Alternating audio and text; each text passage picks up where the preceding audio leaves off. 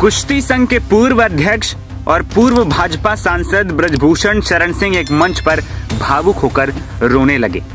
इस वीडियो को ध्यान से देखिए।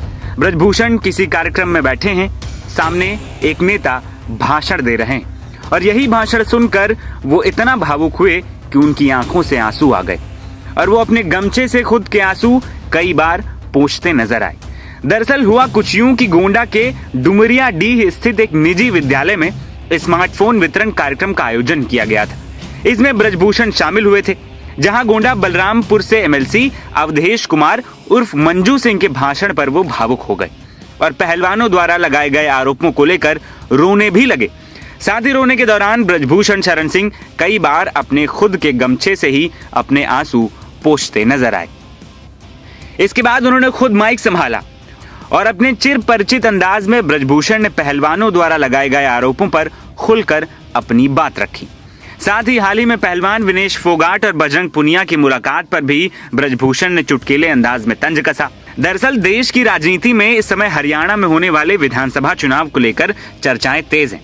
माना जा रहा है कि महिला पहलवान विनेश फोगाट और बजरंग पुनिया हरियाणा विधानसभा चुनाव के दंगल में उतर सकते हैं और इसके संकेत भी बजरंग पुनिया ने दे दिए हैं। इसी पर सांसद ब्रजभूषण शरण सिंह का एक बड़ा बयान सामने आया। बीजेपी नेता ब्रजभूषण शरण सिंह ने अपने ऊपर लगे आरोपों को लेकर कांग्रेस को निशाने पर लिया। पूर्व डब्ल्यूएफआई अध्यक्ष और बीजेपी नेता ब्रजभूषण शरण सिंह ने कहा, जब मेरे खिलाफ आरोप लगाए गए तो मैंने तभी बोल दिया था कि ये साजिश कांग्रेस की है, दीपेंद्र हुड्डा और भूपेंद्र हुड्डा की है। मैंने पहले भी कहा था, आज तो देश कह रहा है। अब मुझे इस बारे में कुछ कहने की जरूरत नहीं है।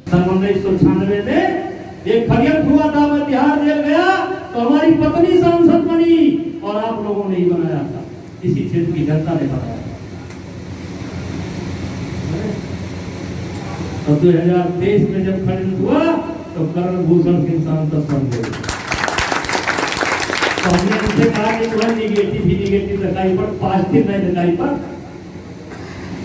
फिर मैंने इनको बताया, इस घटना के पहले मेरी कोई सेल्फी नहीं लेता था,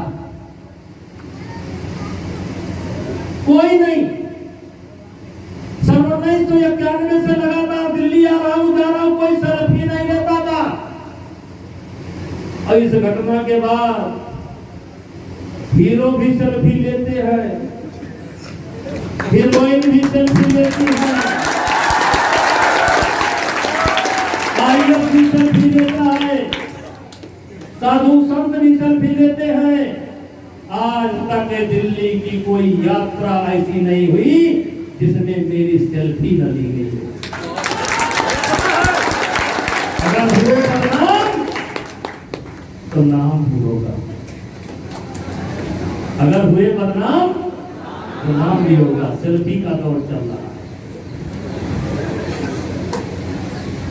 हमारे भैया को निगेटिव दिखाई पड़ रहा है, आपको निगेटिव इसके अलावा और कुछ नहीं दिखाई पड़ रहा है, पॉजिटिव नहीं दिखाई पड़ रहा है।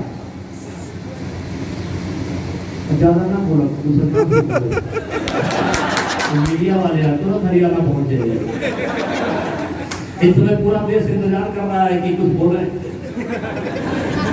हम बोल नहीं रहे, क्योंकि हमको जो बोलना था, आरोप लगा था, तब हमने बोल दिया था ये षड्यंत्र कांग्रेस का है, ये षड्यंत्र दीपेंद्र हुड्डा का है, ये षड्यंत्र भूपेंद्र हुड्डा का है।